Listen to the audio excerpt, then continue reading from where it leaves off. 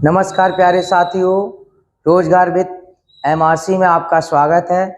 आज हम आपको हिंदी का प्रैक्टिस करवाएंगे जो आपका 8, 9, 10 जून को उत्तर प्रदेश पुलिस परीक्षा का एग्ज़ाम है, उसमें काफ़ी हेल्पफुल होगा और उसे इस प्रैक्टिस सेट को ध्यान से देखेंगे। तो सबसे पहला प्रश्न है आपका,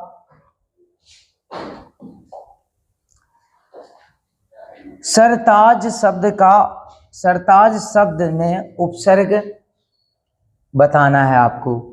तो इसमें जो है सर उपसर्ग है। आपको हम बता दें कि उपसर्ग कितने होते हैं। अगर प्रश्न आ जाए उपसर्ग कितने होते हैं हिंदी में, तो हिंदी में उपसर्ग की संख्या होती है 13। अगर मूल उपसर्ग कहा जाए, मूल उपसर्ग, तो मूल उपसर्ग की संख्या होती है 10। फिर आपको बता दें कि संस्कृत के अगर उपसर्ग पूछे, संस्कृत के उपसर्ग की संख्या 22 होती है। लेकिन अगर मूल उपसर्ग पूछे, मूल उपसर्ग, संस्कृत में मूल उपसर्ग जो हैं वो 20 होते हैं। ध्यान रखना कि हिंदी में उपसर्ग की संख्या 13 होती है। अगर कहा जाए हिंदी में उपसर्ग कितने हैं तो आपको 13 बताने हैं, और अगर कहा जाए मूल रूप से उपसर्ग कितने हिंदी में तो 10 हैं। संस्कृत में उपसर्ग की संख्या 22 मानी गई है। अगर कहा जाए मूल रूप से जो संस्कृत में कितने उपसर्ग हैं तो उसकी संख्या 20 मानी गई है। संस्कृत के उपसर्ग पर, परा, परी, भी, सम, सन, सु, उत, उद, निर, निर, दुर, दुस आदि इसी तरह जो है संस्कृत के उपसर्ग हैं।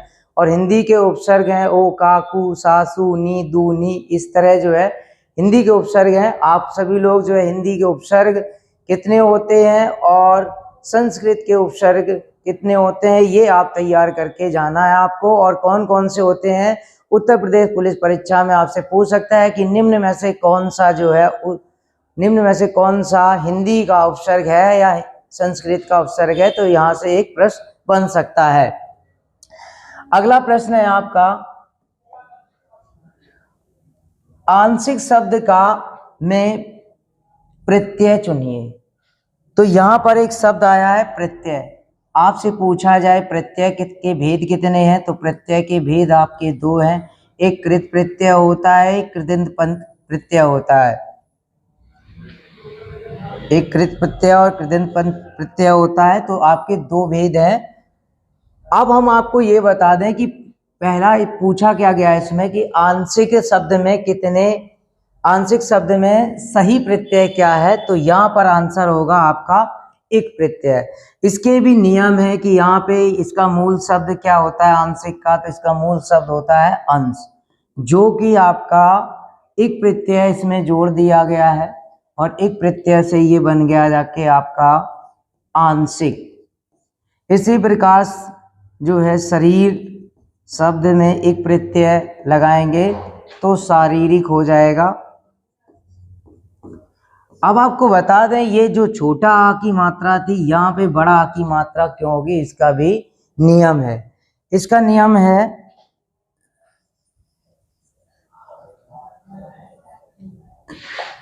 जैसे आपका एक प्रत्यय आ जाए, आ प्रत्यय आ जाए और या प्रत्यय आ जाए, ये 3 प्रत्यय ऐसे होते हैं जिसके नियम आते हैं। जैसे अगर किसी भी शब्द में प्रारंभ में छोटा आ या बड़ा आ, तो छोटा आ या बड़ा आ अगर आता है तो हमारा नियम से जो है बड़ा आ हो जाता है। दूसरा छोटी ई या बड़ी ई या ए आई, इनमें से कोई भी अगर शब्द आता है तो यहाँ पे आई हो जाता है। और छोटा ऊ या बड़ा ऊ, ओ और औ, ये अगर कोई भी यहाँ पर आता है तो यहाँ पर औ हो जाता है।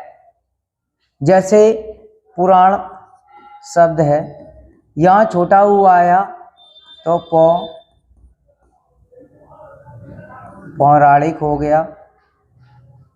इतिहास है, इतिहास में हम जो है पुराण में एक प्रत्यय लगाया, इतिहास में एक प्रत्यय लगाया तो यहाँ पे बना जाके ऐतिहासिक। इसी प्रकार जो है अगर आपका आ प्रत्यय आता है तो जैसे आ प्रत्यय, जैसे मनु मूल शब्द है मनु, और मनु में आ प्रत्यय अगर जोड़ते हैं तो ये मानव बन जाता है।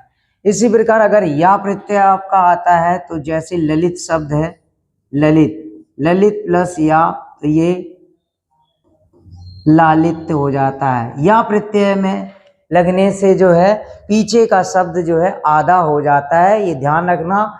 एक प्रत्यय, आ प्रत्यय और या प्रत्यय ये शुद्ध शुद्धि में बहुत पूछे जाते हैं, यहाँ पर बच्चा जो है गलती कर देता है एग्जाम में।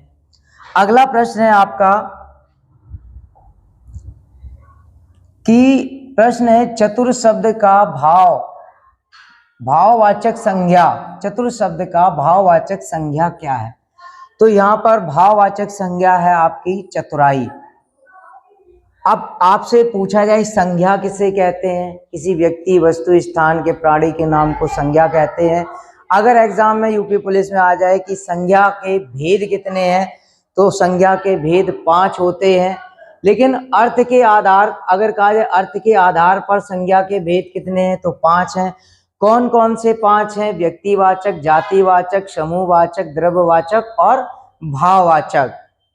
जातिवाचक, व्यक्तिवाचक, जातिवाचक, समूहवाचक, द्रव्यवाचक और भाववाचक आपके कहा है। इसमें कहा गया है कि जो जातिवाचक से जो आपके समूहवाचक और जो है द्रव्यवाचक, दो जो है आपके संज्ञा यहाँ से निकलती हैं। अगर प्रश्न ये आ जाए आपका रचना के आधार पर संज्ञा के भेद कितने हैं, तो यहाँ पर रचना के आधार पर संज्ञा के भेद 3 है। रचना के आधार पर व्यक्तिवाचक संज्ञा और जातिवाचक संज्ञा और भाववाचक संज्ञा। अगर आपसे प्रश्न में ये पूछ लिया जाए कि व्युत्पत्ति के आधार पर संज्ञा के भेद कितने हैं, तो व्युत्पत्ति के आधार पर संज्ञा के भेद आपके 3 होंगे। व्युत्पत्ति के आधार पर संज्ञा के भेद 3 हैं। रचना और उत्पत्ति, रचना के आधार पर या उत्पत्ति के आधार पर 3 हैं और अर्थ के आधार पर संज्ञा के भेद 5 बताए गए हैं। अगला प्रश्न यहाँ पर उत्तर प्रदेश पुलिस में ये भी पूछ सकता है कि संज्ञा के विकारक तत्व कितने होते हैं? संज्ञा के विकारक तत्व कितने होते हैं? तो विकारक 1, 2, 3। संज्ञा के कितने विकारक तत्व होते हैं? 3 होते हैं। ठीक, अगला प्रश्न तो आप ये समझ गए उत्तर प्रदेश पुलिस में यहाँ से किसी प्रकार से कोई भी क्वेश्चन गलत नहीं होना चाहिए। यहाँ से प्रश्न था कि चतुर शब्द का भाववाचक संज्ञा का रूप कौन सा है, तो चतुराई है। लेकिन अगर आपसे कहा जाए कि भाववाचक संज्ञा कितने प्रकार से बनती है, तो यहाँ पे भाववाचक संज्ञा जो है 5 प्रकार से बनती है। जातिवाचक संज्ञा से, सर्वनाम संज्ञा से, क्रिया से, विशेषण से और अन्य से। अगला प्रश्न यहाँ पर ये भी आप रट के जाना, व्युत्पत्ति के आधार पर संज्ञा के भेद कितने हैं? तो व्युत्पत्ति अलग होती है, उत्पत्ति अलग होता है, रचना और उत्पत्ति एक ही है। तो व्युत्पत्ति के आधार पर संज्ञा के 3 भेद होते हैं, रूढ़ शब्द और यौगिक और योग रूढ़। तो व्युत्पत्ति के आधार पर 3 प्रकार की जो है संज्ञा होगी। शब्द शक्ति के आधार पर भी 3 प्रकार के होती हैं। ठीक है, तो यहाँ पर अगला प्रश्न चलते हैं। अगला प्रश्न है वह बहुत खाता है। तो यहाँ पर आपका जो है प्रश्न है वह बहुत खाता है, तो वाक्य में बहुत क्या है? तुलनात्मक विशेषण, अनिश्चित परिमाणवाचक या निश्चय परिमाणवाचक, एक ऑप्शन आगे है। तो यहाँ पर जो है अनिश्चयवाचक है, क्योंकि बहुत, कम, ज्यादा ये सब अनिश्चयवाचक जो है विशेषण होते हैं। तो अगर यहाँ पे प्रश्न पूछा जाए कि विशेषण कितने प्रकार के होते हैं, तो 4 प्रकार के विशेषण आपके बताए गए हैं। अगला प्रश्न है आपका निम्न में से स्त्रीलिंग शब्द कौन सा है? तो स्त्रीलिंग शब्द यहाँ पर गरिमा हो जाएगा। अगर आपसे एग्जाम में, उत्तर प्रदेश पुलिस के एग्जाम में सूर्य का स्त्रीलिंग पूछा जाए तो सूर्य का स्त्रीलिंग होता है सूर्या। कांत का स्त्रीलिंग होता है कांता। और सुत का स्त्रीलिंग होता है सुता। और बाल का स्त्रीलिंग होता है बाला। आप ये जरूर स्त्रीलिंग में देख के जाएं। सूर्य का सूर्या, कांत का कांता, सुत का सुता और बाल का बाला जो है स्त्रीलिंग होता है। अगला प्रश्न है आपका यहाँ पर कि राजभाषा के प्रयोग का मुख्य क्षेत्र क्या है? तो राजभाषा के प्रयोग का मुख्य क्षेत्र यहाँ पे विधायिका है, कार्यपालिका है, न्यायपालिका है। उपरोक्त में यहाँ पर सभी हो जाएगा। अगला प्रश्न है आपका कि यह फाइल प्रबंधक तक पहुंचाओ अर्थ के आधार पर कौन सा वाक्य है? आपसे बता दें कि वाक्य अगर पूछा जाए, यहाँ पर आया एक शब्द वाक्य, पूछा जाए वाक्य कितने होते हैं, वाक्य के भेद कितने होते हैं, तो वाक्य के भेद होते हैं 2। ठीक, अब वाक्य के भेद 2 होते हैं, एक जो है रचना के आधार पर और दूसरा जो है आपका अर्थ के आधार पर। अर्थ के आधार पर वाक्य के भेद जो है, यहाँ पे अर्थ के आधार पर वाक्य भेद कितने होते हैं? 8। तो वाक्य ये रचना के आधार पर 3 होते हैं, सरल वाक्य, मिश्रित वाक्य और आपका संयुक्त वाक्य। 3 प्रकार के वाक्य होते हैं। वाक्य हैं संयुक्त, सरल, मिश्रित, लेकिन अर्थ के आधार पर 8 प्रकार के वाक्य बनाए जाते हैं। प्रश्नवाचक है, विधिवाचक है और आज्ञावाचक है और संकेतवाचक है, इच्छावाचक, संदेहवाचक और विस्मयादिबोधक और विधानवाचक। अर्थ के आधार पर वाक्य जो है आपके 8 प्रकार के होते हैं। लेकिन आपका प्रश्न है कि यह फाइल प्रबंधक को लाओ, तो यहाँ पर जो है आपका आंसर होगा आज्ञावाचक वाक्य, क्योंकि यहाँ पर आज्ञा। अगला प्रश्न है, ये जो विसर्ग है इस विराम चिन्ह का नाम क्या है? पूर्ण विराम बिल्कुल नहीं, अल्प विराम बिल्कुल नहीं है, योजक चिन्ह बिल्कुल नहीं है और उपविराम। तो उपविराम अगर यहाँ पर ऑप्शन है तो उपविराम दे दो, अगर विसर्ग है तो फिर विसर्ग दे दो। यहाँ पर दोनों आपके आंसर आ जाएंगे। उपविराम दिया है तो यहाँ पर ऑप्शन उपविराम होगा और विसर्ग अगर दिया है तो विसर्ग हो जाएगा। अगला प्रश्न है, उच्चारण में किसी पद पर जो बल पड़ता है उसे क्या कहते हैं? तो प्रश्न है यहाँ पे आघात, बालाघात, मुख्य या कोई नहीं। तो यहाँ पर होगा बालाघात। जब भी किसी उच्चारण के लिए आपको बल देना पड़े तो वहां पर आपका आंसर क्या होगा? बालाघात होगा। अगला प्रश्न है आपका, ध्यान रखना हिंदी में अगर आपके नंबर अच्छे आते हैं तो सिलेक्शन की उम्मीद 2 गुना हो जाती है। अगर आपका हिंदी में नंबर कम अच्छे आते हैं तो सिलेक्शन की उतनी उम्मीद कम हो जाती है। किसी के अगर हिंदी में 25 आ रहे हैं, एक बच्चे के 35 आ रहे हैं, तो उसके चांस 35 वाले के 10 गुने बढ़ जाते हैं। अगला प्रश्न है कि निम्न में दिए गए विकल्पों में से महाप्राण व्यंजन क्या है? पहले हम आपको बता दें कि यहाँ पर लिखा हुआ है शब्द व्यंजन। तो व्यंजन कितने होते हैं? तो मूल व्यंजन कितने होते हैं? आपके मूल व्यंजन होते हैं 33। अगर आपसे कहा जाए कि मूल वर्ड कितने होते हैं, तो मूल वर्ड में आपका जो है 33 प्लस 11 स्वर, तो टोटल आपके 44 होते हैं मूल वर्ड। हिंदी में मूल वर्ड की संख्या आपकी 44 है। और व्यंजन, मूल व्यंजन कितने होते हैं? तो आपके मूल व्यंजन की संख्या 33 होती है। अब यहाँ पे आ जाए कि महाप्राण क्या है?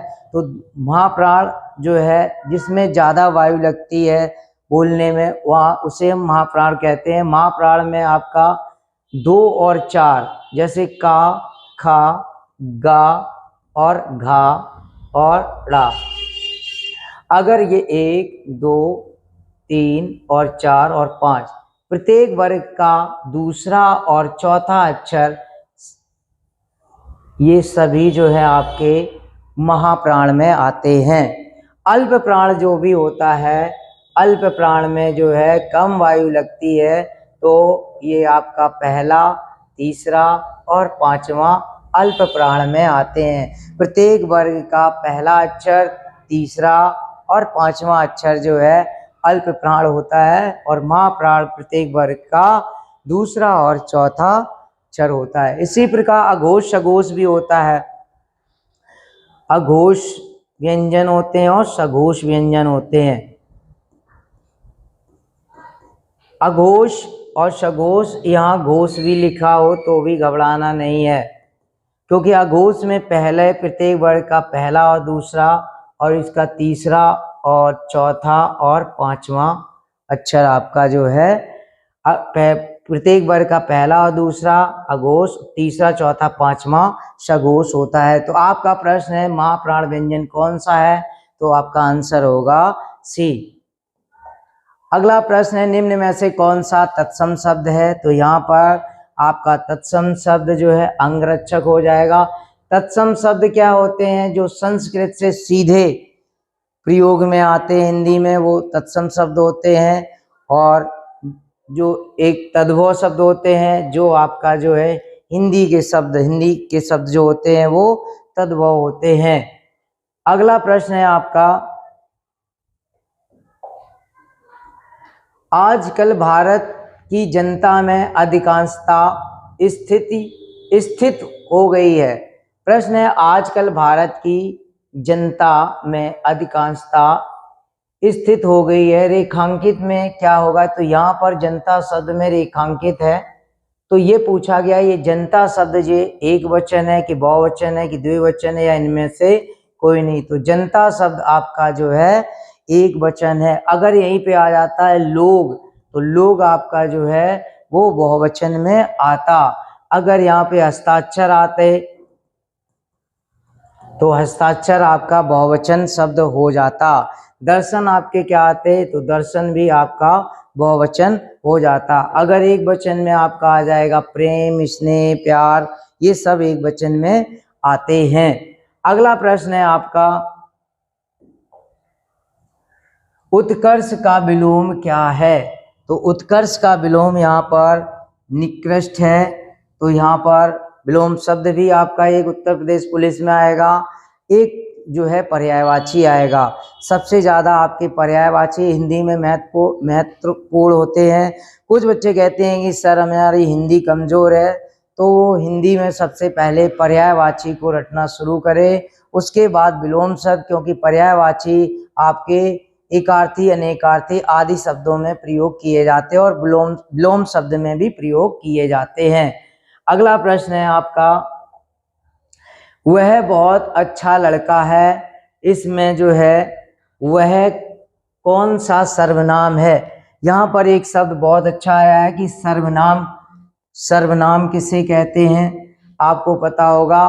संज्ञा पहले तो आपको पता होना है संज्ञा किसे कहते हैं, तो किसी व्यक्ति, वस्तु, स्थान के प्राणी को नाम को संज्ञा कहते हैं। जैसे आगरा है, किसी शहर का नाम है, और संज्ञा के स्थान पर प्रयोग किए जाने वाले शब्द को हम सर्वनाम कहते हैं। अब यहाँ पर आएगा, कहेगा कि सर्वनाम कुल कितने होते हैं, कुल सर्वनाम की संख्या कितनी है, तो सर्वनाम की संख्या आपकी 11 होती है। कुल सर्वनाम आपके 11 होते हैं। अगर आ जाए कि सर्वनाम के भेद कितने हैं, तो सर्वनाम के भेद आपके 6 होते हैं। अगर एग्जाम में तब भी याद ना रहे तो याद रखना कि ये देखो 6 बने हुए हैं, तो सर्वनाम के भेद आपके 6 होते हैं। अगर कहा जाए कुल जो है सर्वनाम कितने हैं, तो कुल सर्वनाम आपके 11 होते हैं। अब प्रश्न है वह कौन सा सर्वनाम है, तो यहाँ पर वह जो है निश्चयवाचक सर्वनाम है यहाँ पर। अगला प्रश्न है आपका, उसे रेडियो को ले जाने दो, वाक्य में कारक को पहचाने, तो यहाँ पर आपका जो है आंसर हो जाएगा कर्म कारक। अब प्रश्न आ जाए कि कारक कितने होते हैं, तो ये भी आप रट के जाना है। कारक आपको एग्जाम में देख याद रहेगा कि ये यहाँ पर 8 अगर बना दो काको, तो ये देखो आपके 8 हैं, तो कारक कितने होते हैं, 8 होते हैं। भोलानाथ तिवारी के अनुसार, भोलानाथ तिवारी के अनुसार कितने कारक होते हैं, नहीं, किशोरीदास वाजपेयी के अनुसार, किशोरीदास वाजपेयी ने जो है कारक की संख्या 6 बताई है। तो ये भी एग्जाम में याद रखना, किशोरीदास वाजपेयी के अनुसार, किशोरीदास वाजपेयी के अनुसार संख्या है आपकी 6, लेकिन कुल कारक कितने होते हैं, कुल कारक आपके 8 होते हैं। ये 2 क्वेश्चन ये याद रखना, ये एग्जाम में बन सकते हैं। अगला प्रश्न है आपका कि राम ने किसान की जमीन हथियाली रेखांकित में प्रयुक्त क्रिया क्या है। तो यहाँ पर आपकी जो है राम ने किसान की जमीन हथियाली, प्रेरणार्थक क्रिया, संयुक्त क्रिया, नाम धातु क्रिया, अकर्मक क्रिया। देखो अकर्मक क्रिया होगा नहीं, नाम धातु क्रिया बाद से बतियाना, लात से लतियाना होता है, और संयुक्त क्रिया यहाँ पे आंसर होगा प्रेरणार्थक क्रिया। अगला प्रश्न है मानव ने पुस्तक पढ़ी। यहाँ पर लिखा हुआ है मानव ने पुस्तक पढ़ी। प्रश्न है कि इसमें काल, काल कितने काल, इसमें काल पूछा गया है, सामान्य वर्तमान है कि तात्कालिक, संदिग्ध या पूर्ण वर्तमान। तो आपका आंसर यहाँ पर होगा कि ये पूर्ण वर्तमान काल का जो है वाक्य दिया गया है। अब अगर प्रश्न आ जाए कि काल, काल कितने होते हैं, तो काल आपने पढ़ा होगा 3 होते हैं काल, भूतकाल, वर्तमान काल और भविष्य काल। अगर आपसे कहा जाए कि भूतकाल कितने भेद होते हैं, तो भूतकाल के जो भेद होते हैं वो 6 होते हैं। और कहा जाए आपसे वर्तमान काल के भेद कितने हैं, तो वर्तमान काल के भेद कितने होते हैं, वो 5 होते हैं। तीसरा है आपका काल भविष्यत काल, और भविष्यत काल के भेद कितने होते हैं, 3। तो उत्तर प्रदेश पुलिस की परीक्षा में यहाँ से प्रश्न पूछ सकते हैं कि भूतकाल के कितने भेद हैं, वर्तमान काल के कितने भेद हैं, और भविष्यत काल के कितने भेद हैं। तो ये आपको रट के जाना होगा। अगला प्रश्न है आपका यहाँ पर, शाबाश तुमने बहुत अच्छा कार्य किया। यहाँ शाबाश जो है शब्द किस प्रकार का अव्यय है, तो यहाँ पर शाबाश किस प्रकार का अव्यय है, तो यहाँ पर एक्सक्लेमेटरी साइन दिया गया हुआ है, तो यहाँ पर ये विस्मयादिबोधक अव्यय है। अगला प्रश्न है आपका, निम्न में से किसमें वृद्धि संधि नहीं है।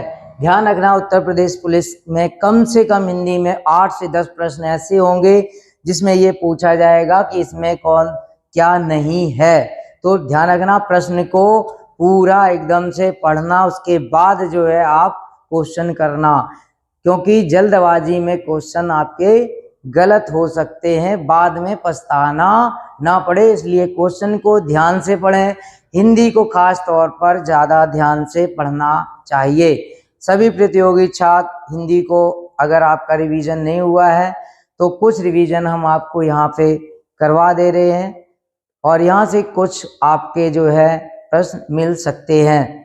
अगला प्रश्न है कि वृद्धि संधि निम्न में से कौन सी नहीं है, तो ये तीनों जो है आपकी वृद्धि संधि है। यहाँ पर आपकी गुण संधि दी गई है।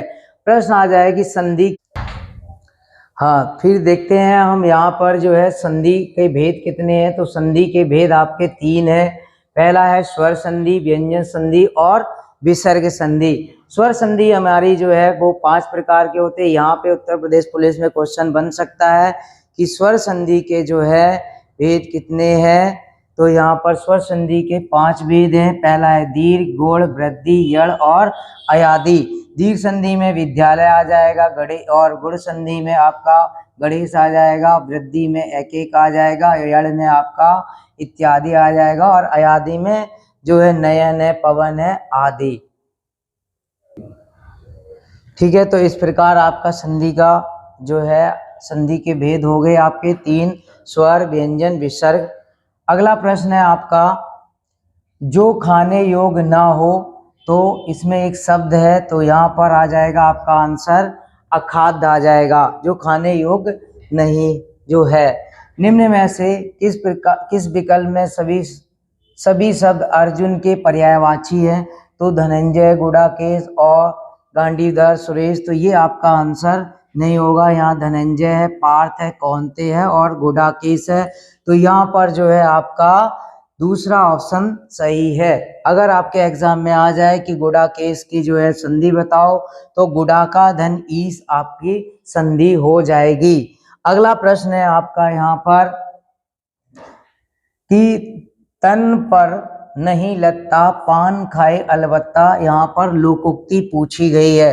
तो यहाँ पर लोकोक्ति होगी आपकी झूठा दिखावा करना। अगला प्रश्न है आपका पानी परात को हाथ छुओ नहीं, नैनन के जल सो पग धोए में कौन सा अलंकार है? तो यहाँ पर जो है अतिशयोक्ति अलंकार दिया गया है। यहाँ पर अतिशयोक्ति अलंकार है। अगला प्रश्न है आपका यहाँ पर उत्तर का अर्थ। तो यहाँ पर उत्तर का अर्थ है एक दिशा का नाम और जवाब। तो यहाँ पर उत्तर का अर्थ पूछा गया है, तो यहाँ पर आपका एक दिशा का नाम और जवाब। अगला प्रश्न है अवरोध और अविरोध।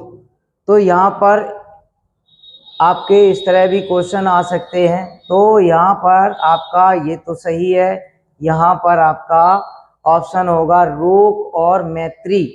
यहाँ पर रोक और मैत्री, यहाँ पर दो ऑप्शन एक जैसे दिए गए हैं, यहाँ भी रोक है और यहाँ भी मैत्री है। तो यहाँ पर जो है आपका इस तरह पहला ऑप्शन और यहाँ चौथा ऑप्शन, ये दोनों ऑप्शन दिए गए हैं।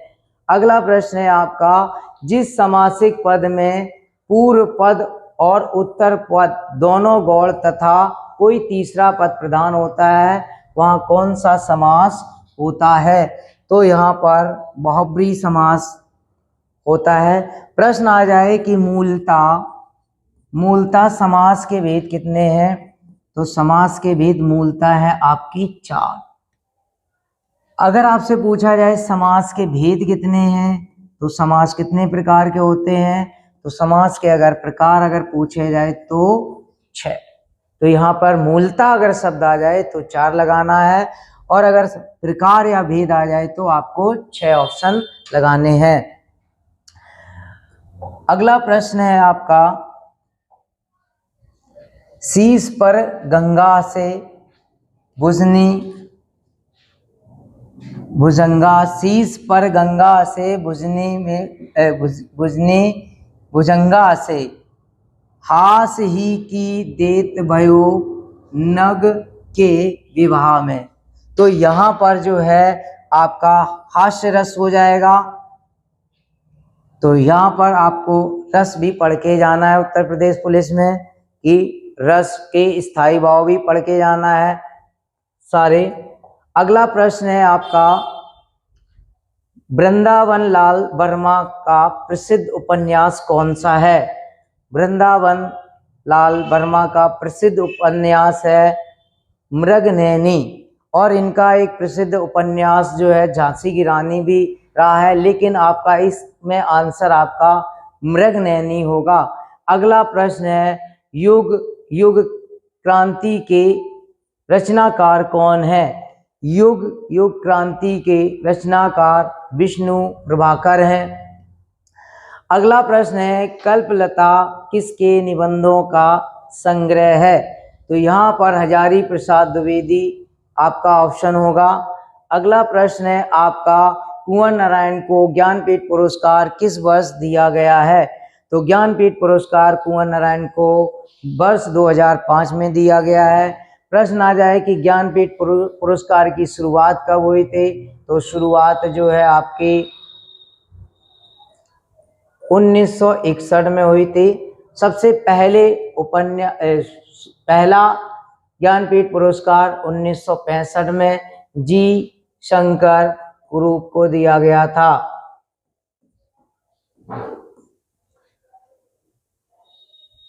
आप इसी तरह जो है आपको जो है क्वेश्चन जो है आप करके जाना है, और मुझे आशा ही नहीं पूर्ण